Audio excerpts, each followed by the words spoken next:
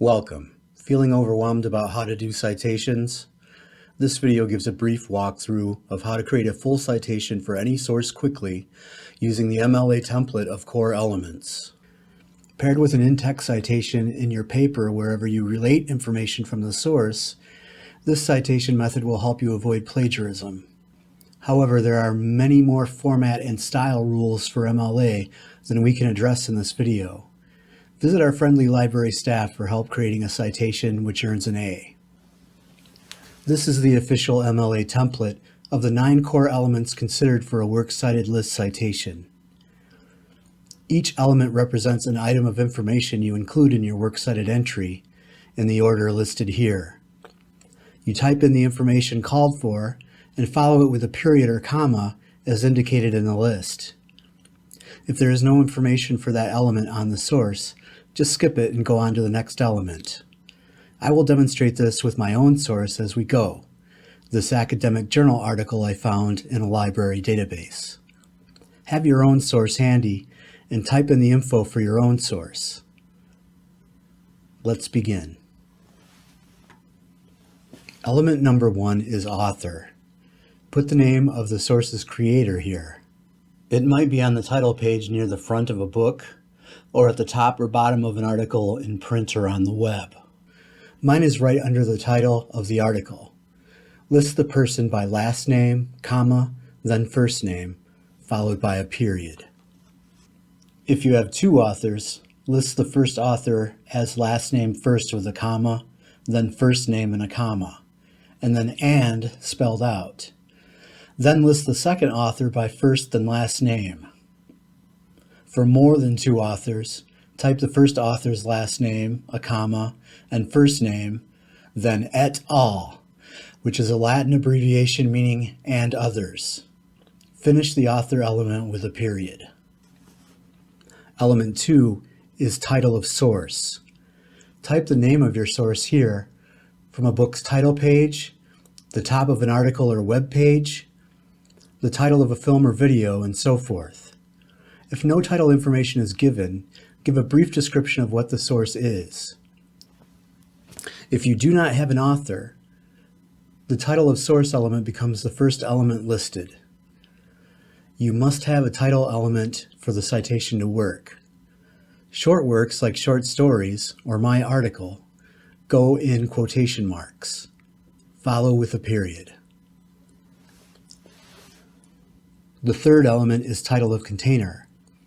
MLA calls works which contain smaller works containers. So if you are sourcing a web page, the website is the container. If it's a magazine article, the magazine is the container. Encyclopedia entries have the encyclopedia as their container. My container is the academic journal that holds my article. Discourse. Larger works that could be containers such as websites, databases, and entire books go in italics. If your source has no container, skip this element and go on to the next one. Sometimes containers can have another larger container, just like those Russian doll things, such as an article contained in a journal or magazine contained in a database. In that case, you finish considering elements 4 through 9 for the smaller container and repeat steps 3 through 9 again for the bigger container. This usually is not as much work as it sounds like. Follow the current container element you are working on with a comma. Element 4 is contributor. Here you list any people listed in your source who helped the author who created it, like editors, translators, directors and actors in a film, and so on. You can find them on the title page of a book or in the credits of a film. Follow with a comma. Skip this element if there is no such credit given on the source. I didn't find any, so I will skip it. Element 5 is version. The version of a book is called an edition. Websites and software can have versions too. Films can have versions, such as director's cut. This info is usually on the title page of a book or in the documentation information for software or a website. Put the version number or name here if your source has one, and follow it with a comma. As usual, skip this element if not, which I will do here. The sixth element is number.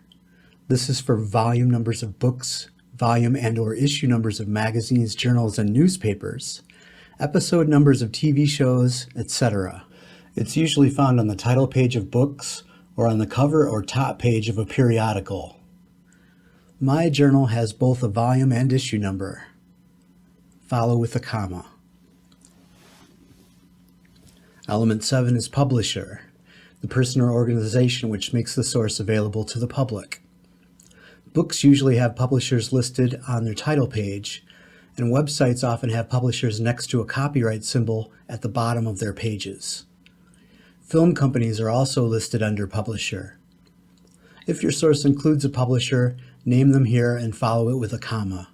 Skip if not, as I am doing here. Element number 8 is the publication date. This may be just the year, but may include full date and even a season. Format full dates as day, month, year. In a book, you usually find the date on the title page or the back side of the title page next to a copyright symbol. Articles in print will feature a date on the cover or first page of the paper, journal, or magazine. Online articles often give a date at the beginning or end of the article. If a web page doesn't have this, you can often find a copyright date at the bottom of the web page and use it. My date is at the top of the rest of the article info, so I'll enter it here. Follow this element with a comma. The last element is location. This refers to page numbers for things that have them, like my article.